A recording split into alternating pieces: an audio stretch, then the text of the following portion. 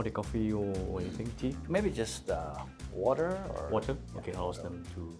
Can we have water? I'll have a coffee and then one coffee, one water. Make it 2 coffees. Two coffees. You want black coffee? Just black. You want water as well? Yeah. So coffee and water. Yeah. Since you're having it, I'll... Yeah. So I mean, I started having coffee very late in my life, but then I could not stop. I was based in Johannesburg when I started having a lot of coffee. Oh. That whole culture started. Which there. part of Joburg were you in? So I was living in Melrose, and I was working for ABSA. So it Barclays first, and then it was restructured as ABSA, right? Yes. So I spent 3 years there, 2012, 2013, 16, I think. Yeah, it was a great experience. But let's start having. I mean, as I said, this is going to be a very informal conversation, right? The first thing, just to introduce you what we are doing. So FSI Connect is part of the FSI platform. So FSI platform, we've kind of positioned it for as FSI Africa, because as I said, I think there's a lot of exchange that can happen in a classroom, and this is where business starts, right? So we want to share a lot of capacity building across the continent by being a platform from Mauritius. So that's one. Our audience is mainly financial services professionals or aspiring professionals who want to understand how they can add value to the continent. It's easier said than done, so that's why we are bringing leaders from the continent as yourself to share the experience with us. Just to give a few words about your journey. You've started with TDB around 15 years ago. I started with a balance sheet of around $1 billion. Now it's $10 billion, and the ambition is to grow that to 30 billion, which is quite fascinating. And I think the whole recognition that you've got around being the bank in Africa for 2 times, right? And then after that, there's also the Banking Development Award. And today you're one of the 100 most influential Africans. So from that, then the idea is for you to share what you've done and how can other people aspire with what you've done. To start with, I think a very simple question, right? Obviously, to grow, having grown and transformed the organization from where it was and to what it is today, there has been a lot of leadership skills required. So what can you share with our audience around the leadership style that you have, and then how TDB has transformed over the years? Well, thank you. Very, very pleased to be here to have this conversation. We always like to share our story because it's been quite a journey.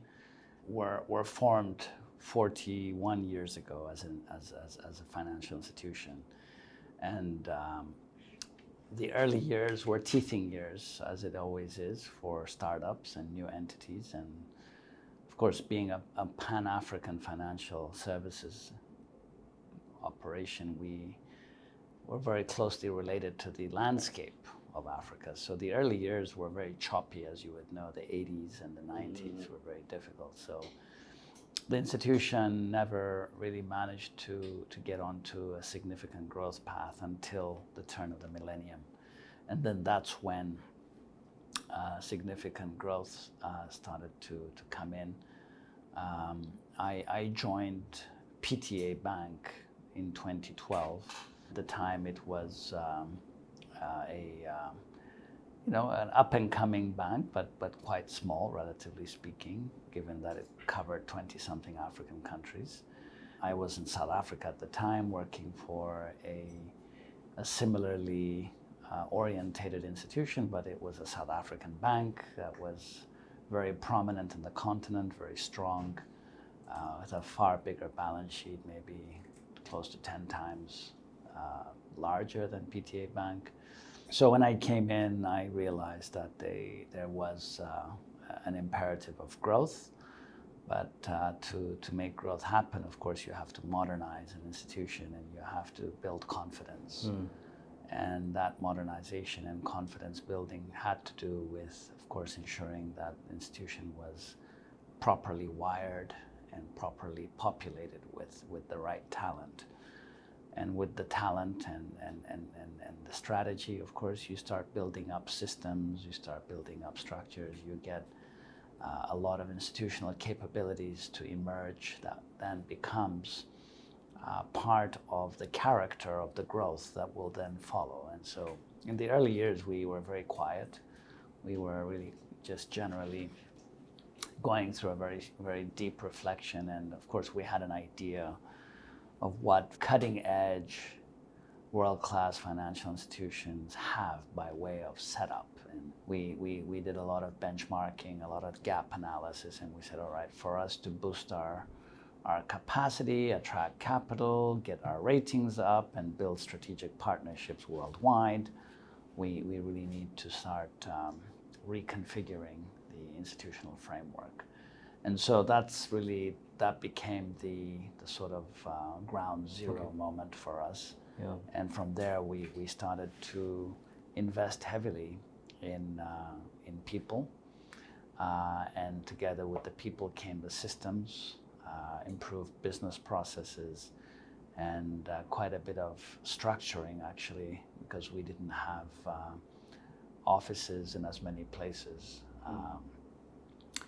You and I are having this conversation here in Mauritius, and so Mauritius was part of the strategy for us back in the day. I was very, very surprised and very pleasantly surprised to know that, in fact, the headquarters is in Mauritius for the group.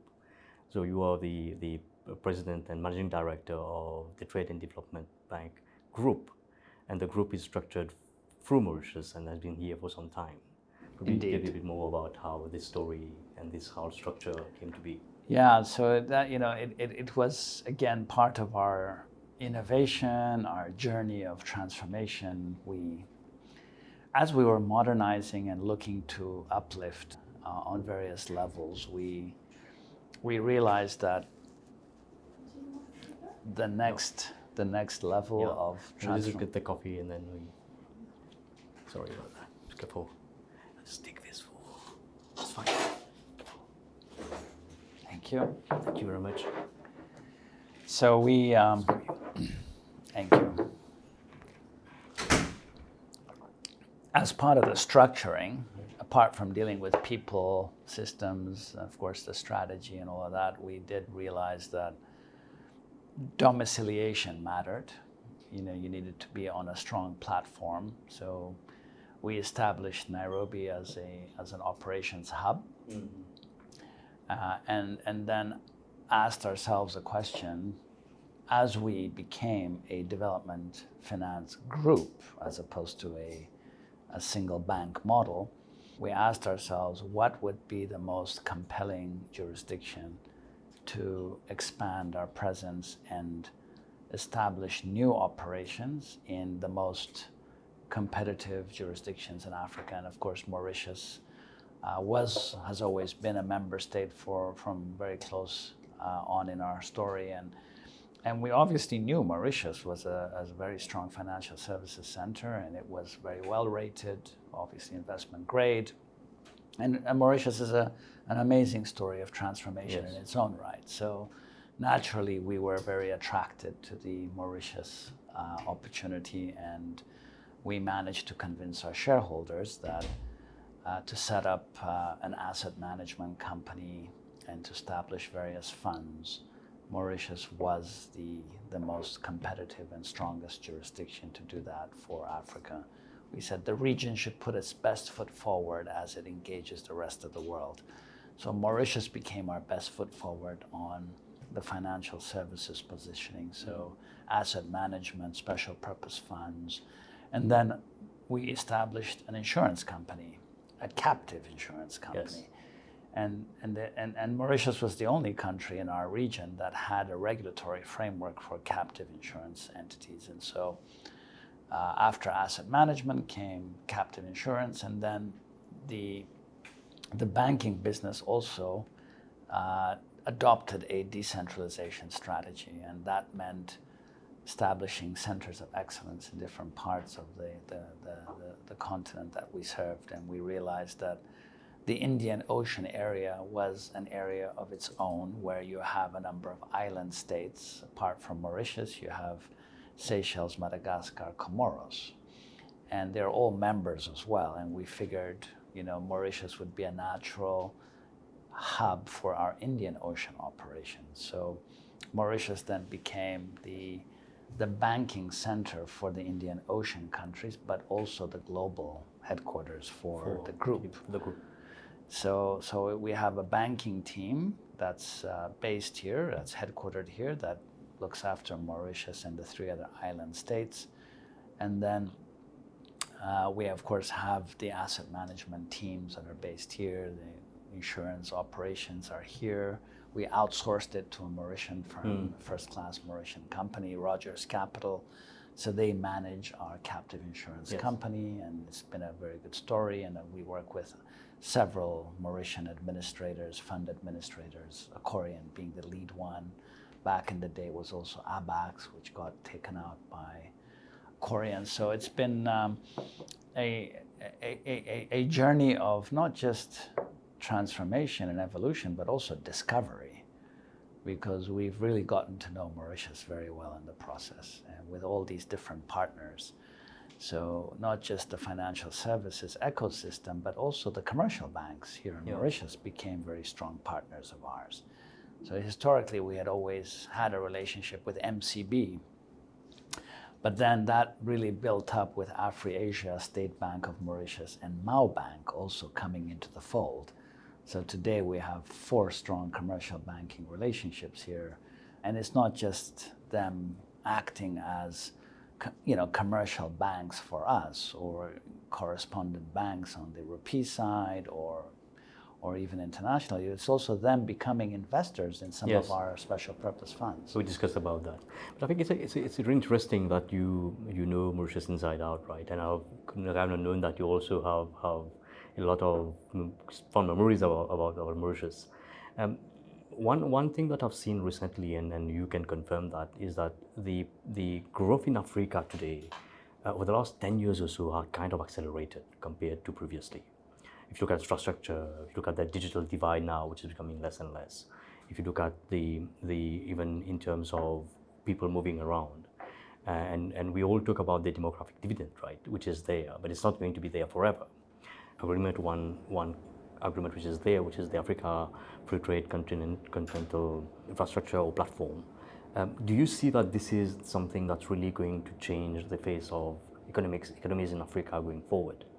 Yeah, the vision that Africa has always had to create a common market, an African economy that would be much more sizable, much more efficient, much more interconnected. This has been a vision that the founding fathers of our continent have had from, day one. But of course, it has taken time for the maturity to happen, and for the realization to really set in that it is really a big imperative to ensure that the continent can hold its own, and so that we can attract much larger amounts of foreign direct investment and also unleash synergies and efficiencies.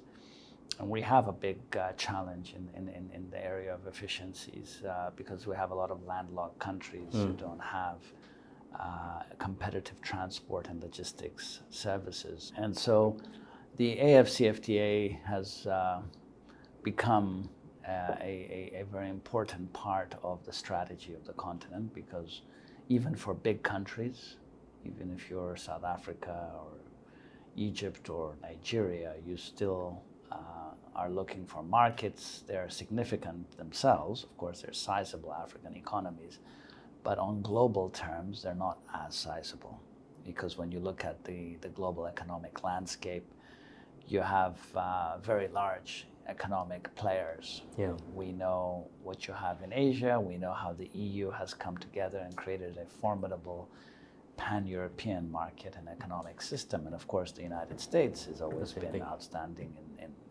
from a size perspective, but also the innovation and the dynamism they've had. And so when you look at Africa from a global perspective, it doesn't matter even if you're South Africa or Nigeria or Egypt, it's not enough, right? So there's always been this dream, but the way geopolitics, geoeconomics have evolved in recent years, I think the realization has really sunk now that it's not just a nice strategy to have, but it's actually becoming long-term super important for the economic resilience of the continent, we don't know where the global economic system is going. There's a lot of fears that there's going to be a lot of protectionism and a lot of discontinuities, a lot of unprecedented shocks coming through supply chains and otherwise.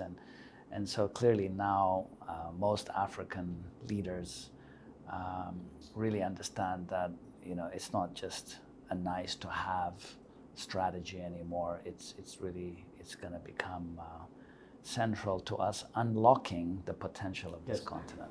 So it makes sense, right? If you I mean, the way I'm reading the global map right now, there's a lot of fragmentation happening, and consolidation as well, which makes sense. And we are living in an era today where things are really changing, right? Which is quite interesting to have. If now the story that you just said around, I think it's a lot of connection between your own story as TDB and what Africa is doing, right? I see lots of parallel, which is great. And TDB is highly connected into the development of Africa. But we can share with us a bit around that ambition to grow the book to $30 billion USD. And with all these mega projects happening, you've got more conglomerates as well that's going into Africa that was not there. How is TDB kind of supporting this growth? Well, when we look at what happened over the past decade, we had a 10x growth, tenfold, roughly. And so with that kind of, very strong growth, and now with the African economies, the underlying economies that we serve, going through quite a bit of growth. If you look at the fastest growing economies in the world, it's very strongly peppered with African names. And of course, you have such big pent-up demand, whether you look at housing or infrastructure. We've talked about trade, but there's so many sectors, and coming from a low base, and so that when you have that kind of incipiency in an economic system, the growth, the elasticity of growth is very, very strong. And so that is what we're seeing, and we're seeing catch up. We know what happens when economies start to move up and they become much higher income countries. The scope for growth obviously comes down, but it's countries that are at the level of a lot of African states today, where we know the China 10% type story has yet to fully manifest in Africa. You have countries over the past decade that have grown at close to 10% per annum consistently.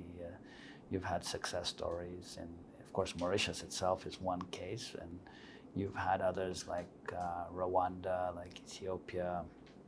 You've had countries like Zambia, Djibouti. These are all countries that have been growing high single digits. Yes. Mozambique, an amazing story. Tanzania coming up very strongly. And so, but this is just the early stages, because the level is still relatively quite young. And so there's so much to be done and so much to come. And when you talk about fragmentation, that's at the global economic level. But Africa historically itself has been fragmented, not because of any global politics as such. You could talk about colonial legacies, but we've not really, redefined our own architecture as Africans to create a much more attractive and dynamic, larger economic system. And so, that's taken too long, and I think now there's a very strong push coming through the global level, because even though we've always been very mindful of the inefficiencies and the limitations of the current configuration, the global economic order going through very significant changes, that has really given a nice boost to the thinking in Africa, because I think there's just a lot of changes that are on the horizon. We're already living through some of them, and the feeling is we have to be a lot more self-reliant and a lot more integrated, so that we also become very attractive to the rest of the world, but also become a little bit less dependent in the process. Okay, and if you look at Mauritius, when Mauritius, and you know how Mauritius has evolved, right? And today, with the growing, so Mauritius has been channeling a lot of capital into Africa already, not to the tune as the other jurisdiction to which it has been channeling over the years. But there's a more and more growing demand of capital on the continent, more of even blended finance, and when we talk about sustainable finance. So do you see that Mauritius can really become a game changer for the African continent, given its IFC story? And is TDB also kind of using that as a platform to grow into the continent? Well, very much. In fact, the international financial center positioning that Mauritius has, which is the leading position in the continent, that was one of the factors that attracted us to make this our headquarters for our asset management operations. And we are aware of the very large volumes of global capital and finance that come through the IFC here.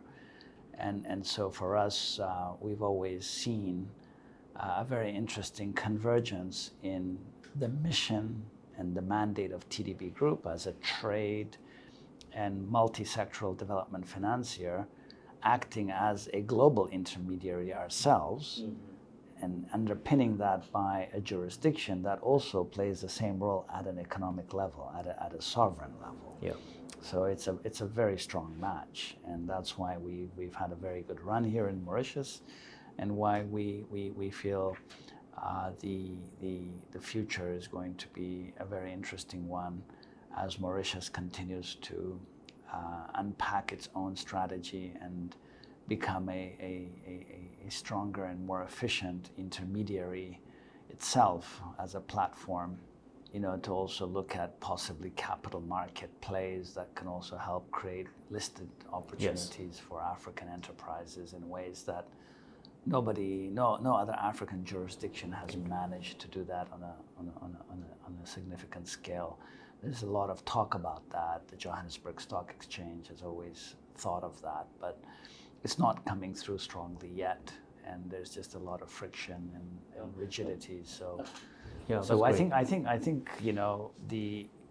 there's a very strong natural convergence in what we were set up to do as TDB Group, and what Mauritius has adopted as its own mission as a country to play that kind of role because of its financial services story, but also now becoming a business hub in addition to just a financial services hub, and in being a strong gateway for also attracting African institutions, not just global capital to operate out of Mauritius, but to get more African institutions to operate out of Mauritius to take advantage of the ratings and the strong ecosystem that Mauritius has.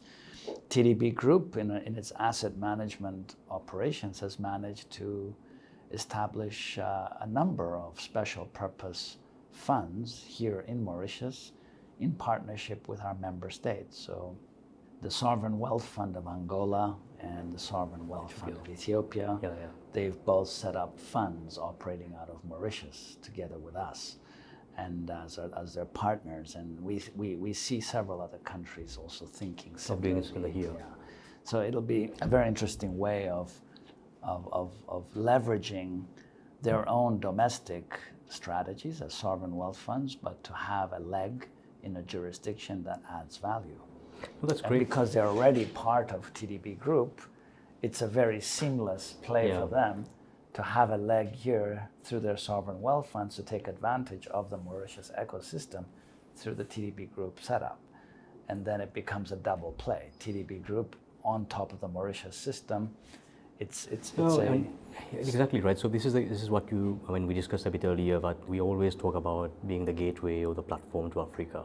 In fact, TDB is already doing that, and we've got this network which is already here. And I think more talking to you, I'm realizing that this is one of the best use cases that we can use as a jurisdiction to showcase our ability to connect to the continent, which is something that probably we need to talk a bit more about.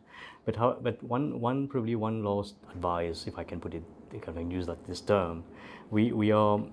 One of the reasons why FSI Connect is trying to talk a lot to the leaders on the mainland Africa is to show that there are lots of opportunities and lots of happenings from a growth perspective, from even from an economic perspective. So what would be the advice that you'll give to our listeners and our viewers if they want to grow their financial services career in the continent? How do they get along this journey? Well, there are very interesting lessons to be had from other financial services groups across the continent that are, in many cases, actually very large, but for them, they're also expanding very strongly. So we know the successful story of South African banks. They've done very strongly. They are even here in a big way now in Mauritius. The Nigerian banks are doing the same, and the Moroccan banks are doing the same. And so clearly there is a very strong momentum underway where strong financial services operations born in one jurisdiction are cutting across. And for a relatively smaller jurisdiction like Mauritius, where per capita income is much higher than many other African countries, you would expect that a country like Mauritius that has strong financial institutions would be looking even twice as much as the others, because at least the others have big home markets. Whereas Mauritius, it has a significant market, but it's not very large, right? So clearly there is a lot of opportunity to unlock the vast current gaps and future gaps that will continue to grow in the continent. And so, of course, the leading banks here in Mauritius, MCB, 𝗙𝗱𝗄𝗂𝘀𝗂𝗂, they've been operating across Africa for more than a decade. We have co-financed with MCB, we work closely with 𝗙𝗱𝗄𝗂𝘀𝗂𝗏, we work closely with State Bank of Mauritius, and even these days 𝗲 Bank. So we work with several of the banks, and we know that they do have the Africa exposure. They have been doing quite a bit. But the question really is, how much more can be done in a more effective manner. I think that is a question that remains open, because if you look at what the other big banks and financial groups are doing across the continent, they're really making strong entries into those markets. They're not doing what we call a suitcase banking operation, not to be dismissive or anything, but just to say, there's limits to that model, right? So if you really want to, so I think, we have State Bank of Mauritius in Kenya. So SBM has taken that very bold step to start establishing franchises elsewhere. I think it's an inevitable step that as Mauritius continues to grow, we should be more present. I think it's even if it's just a representative office to begin with, there's of course a way to grow, and the way to Egyptian banks now are beginning to do the same. We're seeing some Egyptian banks coming into East Africa. So I think it's a natural evolution that will continue to unfold, and I think given also the positioning of Mauritius as a very strong African jurisdiction orientated country, I think it would make sense for various financial services companies, whether you're a bank or an insurance company, or even a capital market authority, that might come up with innovations to enable listings here. Maybe not for the big ones, but maybe for the middle-sized African enterprises. There's so many possibilities. I think it's very interesting what you're mentioning capital market, because this is the next probably conversation we'll be having around the capital markets of Africa. Having a more active presence from Mauritius and listings here. But I think what you've just shared with us is really amazing. I think I cannot more than thank you for everything. Just to share with our viewers, what we've done is it's not only a conversation that we are having. We want to have a long-term collaboration with TDB, and namely TDB Academy, which is very close to what 𝗙𝗱𝗂𝗀𝗀𝗂𝗏 does. We are signing a collaboration agreement today, and also executing that with two specific programs around central bank reserve management and sovereign wealth management. You spoke about the sovereign wealth ecosystem that's already being built in Mauritius. So all these concepts and all these actions are things that the viewers can learn from. So I have to thank you a lot for being here today. I'll just like to invite everybody to go and see what TTB is doing, what 𝗙𝗍𝗂 is doing, and then from there we can keep growing. Well, we have several funds that have been very successful here, and we're delighted that several Mauritian banks have invested in our funds, and they've done quite well.